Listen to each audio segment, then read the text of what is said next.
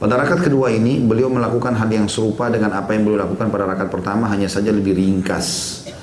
Putnot nomor 47, hadis riwayat Muslim dan Ahmad. Termasuk lebih ringkas ini teman-teman, kalau misalnya rakaat pertama antum baca 5 ayat, maka rakaat kedua 4 ayat. Lebih diringkas, lebih dipendekkan. Yang ke-18, duduk untuk tasyahud awal. Setelah rakaat kedua selesai, beliau duduk untuk tasyahud awal. Ini beliau lakukan jika sholat yang dikerjakan adalah sholat yang memiliki 2 tasyahud, yaitu seperti duhur, asar, maghrib, dan isya. Pada tasyahud awal ini beliau duduk iftirash, ya, duduk di atas telapak kaki kiri, seperti pada duduk di antara 2 sujud. Putnot nomor 48, hadis riwayat Bukhari. Kemudian beliau membaca tasyahud awal, yakni at-tahiyyatu lillah والصلوات والطيبات السلام عليك أيها النبي ورحمة الله وبركاته السلام علينا وعلى عباد الله الصالحين أشهد أن لا إله إلا الله وأشهد أن محمدا عبده ورسوله. Putnot nomor 49, hadis Bukhari Muslim atau muttafaqun alaih. Ada putnot juga nomor 50, Syekh Albani menjelaskan dalam sifatul salatin Nabi SAW bahwa disyariatkan juga membaca salawat untuk Nabi SAW pada tasyahud awal. Dan saya pribadi berpegang pada pendapat ini tentunya ya. Jadi tasyahud awal sama akhir dua-duanya ada salawatnya. Tidak cukup sampai syahadat. Bedanya tasyahud awal sama akhir adalah di doa.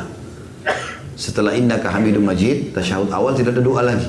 Tapi tasyahud akhir ada doa yang sudah kita pelajari, yang saya pernah bilang sekitar 23 doa.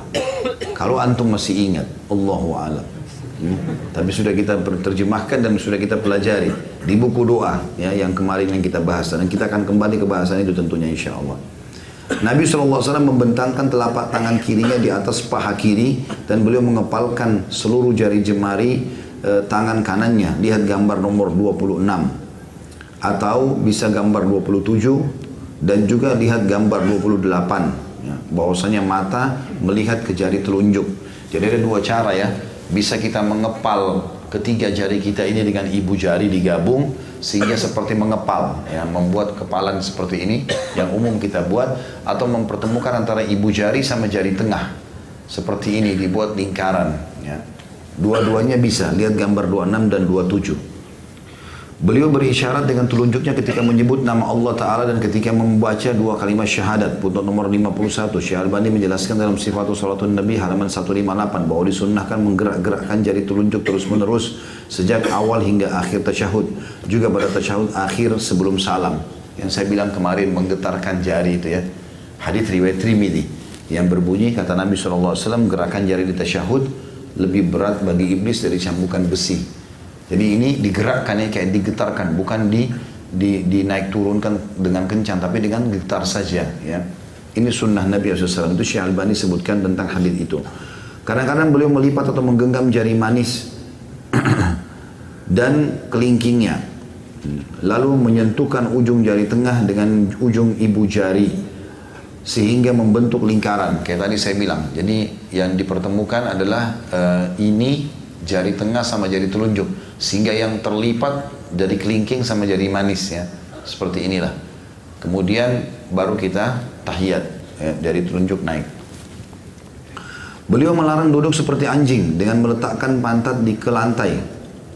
Maaf, tadi ada putnot nomor dia itu tadi yang berbentuk lingkaran tangan. Di tasyahud itu lihat gambar 2728, ada putnot nomor 53 di bawah, mengarahkan pandangan ke jari telunjuk adalah hadis riwayat Muslim, Abu Awana dan Ibnu Khuzaimah. Lihat sifatus salatin Nabi. Beliau SAW melarang duduk seperti anjing dengan meletakkan atau melekatkan pantat ke lantai sementara kedua betis ditegakkan dan kedua tangannya diletakkan di lantai. Ini duduk ik'a yang dilarang.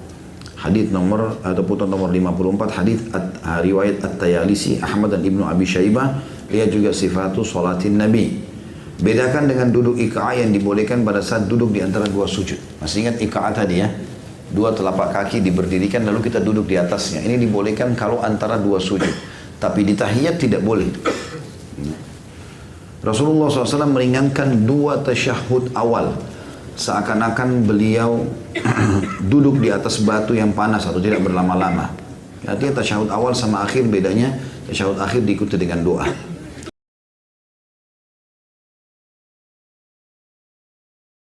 Pada tasyahud akhir ini, Nabi SAW membaca bacaan pada tasyahud awal. Kemudian dilanjutkan dengan membaca salawat untuk Nabi SAW.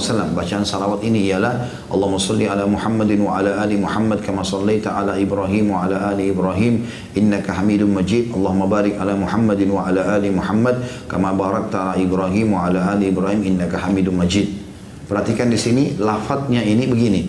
Tidak ada kalimat sayyidina. Ya, memang lafaz hadisnya begini. Jadi kita sebutkan Allahumma salli ala Muhammad. Seperti itu untuk salawat ini ya, yang dibaca dalam tahiyat.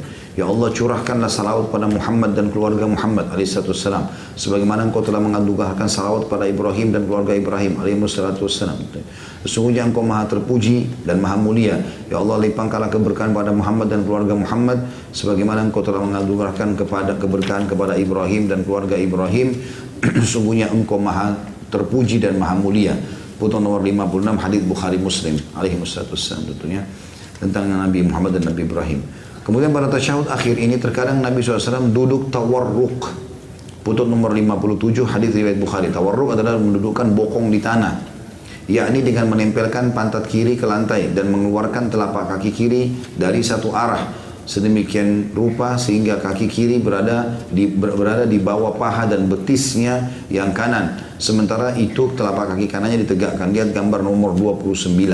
Sudah kita ajarkan kemarin, praktekin bagaimana duduk iftirash dan bagaimana duduk tawarruk. Dan bagaimana mengalihkan duduk dari iftirash ke tawarruk. Masih ingat nggak ini? Saya bisa demo loh kalau nggak ingat. Baru kemarin, nggak datang ngajar lagi nanti. Terkadang Nabi SAW juga duduk iftirash seperti tasyahud awal. Lihat gambar nomor 30 tentunya. Nabi SAW memegang lutut kirinya dengan telapak tangan kiri seraya menahan beban atau seraya menahan beban tubuh dengannya. Ini footnote nomor 58 hadis riwayat Muslim. 21 mohon perlindungan kepada Allah dari 4 perkara. Ini maksudnya doa-doa yang dibaca sebelum salam. Dan ini sudah kita pelajari sebenarnya. Setelah selesai membaca tasyahud awal, maka beliau mohon perlindungan kepada Allah dari 4 perkara dengan membaca Allahumma inni a'udzubika min adzabi jahannam.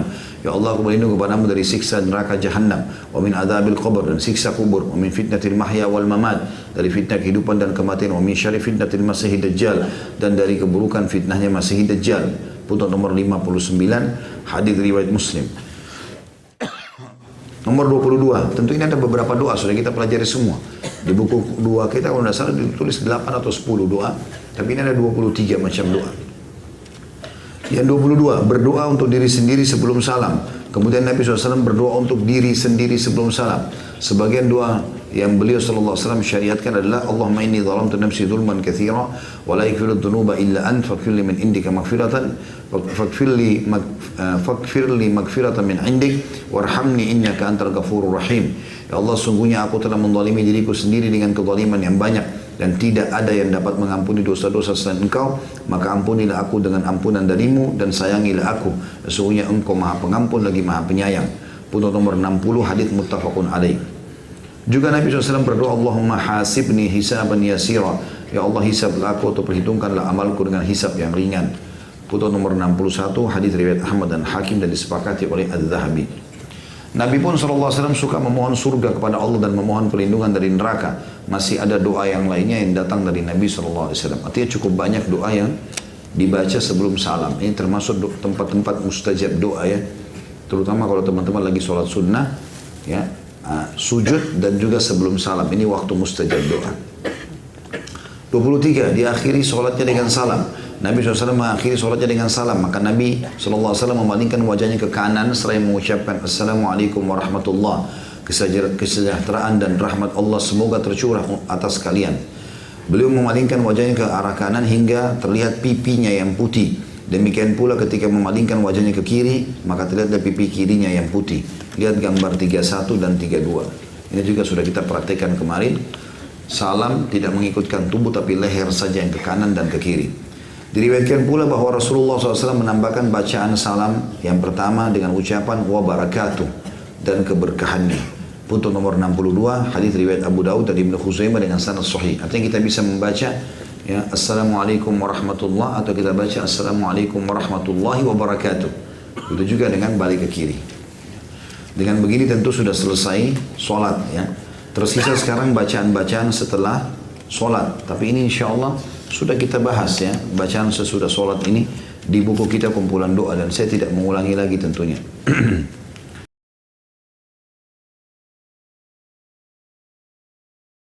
Tahiyat ini khilaf di antara ulama tentang dua jenis duduk. Namanya iftirash atau tawarruk. Dua ya. Iftirash atau tawarruk. Apa itu iftirash? Iftirash itu duduk seperti di antara dua sujud.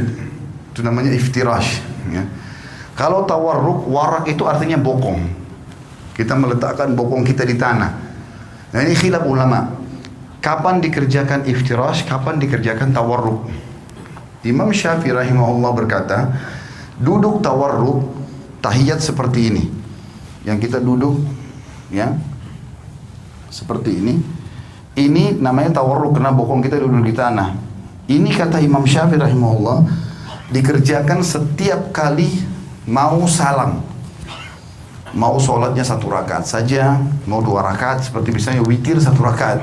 Ya tetap aja antum duduknya pada saat tahiyat karena mau salam tawarruk ya. 2 rakaat juga seperti sholat sunnatul fajr atau sholat subuh, sama tawarruk. Nanti lebih dari itu pun misalnya rakaat maghrib 3 rakaat atau isya 4 rakaat, semuanya kalau mau salam tawarruk. Kalau jumhur ulama Imam Ahmad dan Imam Malik mengatakan tidak.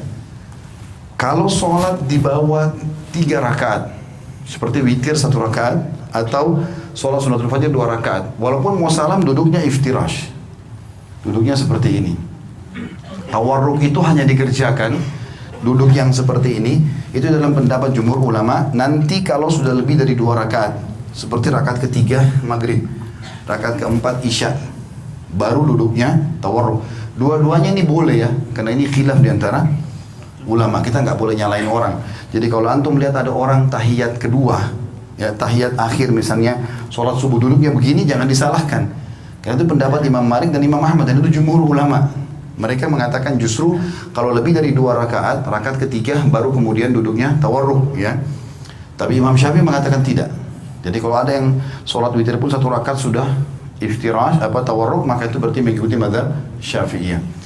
Tinggal yang saya mau titik beratkan teman-teman masalah salam dan tata cara mengubah dari iftirash ke tawarruk. Sekarang kan kalau iftirash itu seperti ini. Telapak kaki kiri kita dipakai duduk ya. Bagaimana caranya mengubah ini dari ini ke tawarruk? Perhatikan ya.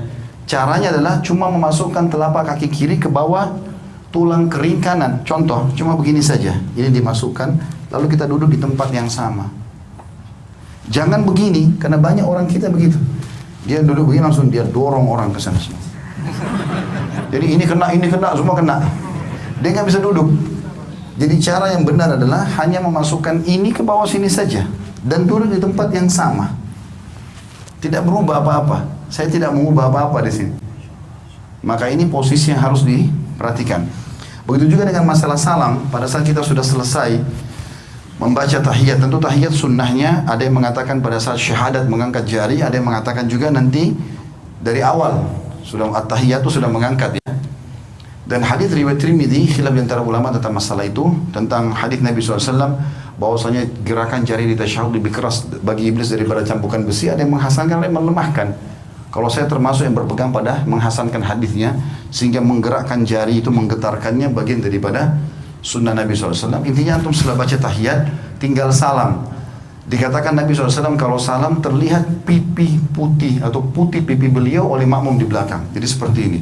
Assalamualaikum warahmatullah. Terasa ini tertarik. Tahan sebentar, baru Assalamualaikum warahmatullah. Badannya nggak usah ikut salam ya. Cuma leher saja.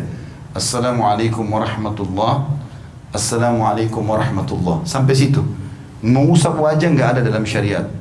Jadi cukup situ berarti sudah selesai.